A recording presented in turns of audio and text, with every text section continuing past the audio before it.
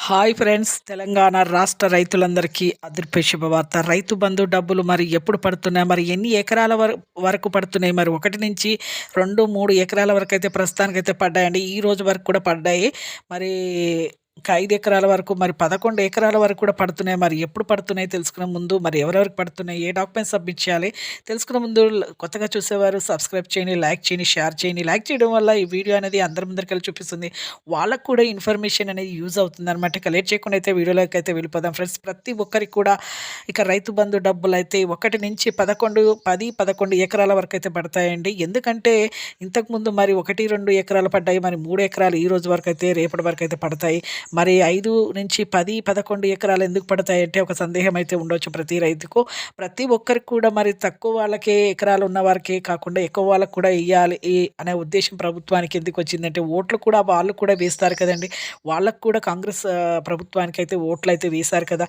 మరి వాళ్ళకి కూడా వేయాలి కదా అనేది వాళ్ళ ఉద్దేశంతోటే మన ప్రభుత్వం అయితే 10, 11 ఎకరాలు ఉన్న వారికి కూడా, ఎక్కువ ఎకరాలు ఉన్న వారికి కూడా డబ్బులు వేస్తాం, క్రెడిట్ చేస్తాం అనేసి కూడా జరగడం జరిగింది.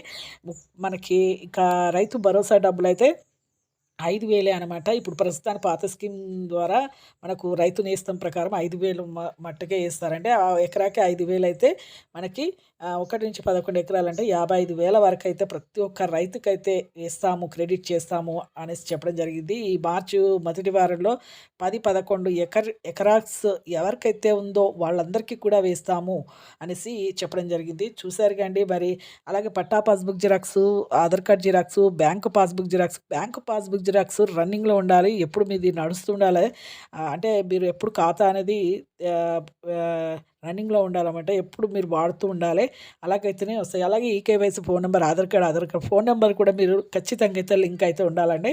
అలాగే మీకు రైతు బంధు గురించి మన ప్రభుత్వం అయితే 9,00,00,000 అప్పు తీసుకుంది సెంట్రల్. అందులో నుంచి 2,00,00,000 అయితే మన రైతు బంధు కేటాయించడం జరిగింది. చూసారుగా అంటే లైక్ చేయండి, షేర్ చేయండి, సబ్స్క్రైబ్ చేయండి.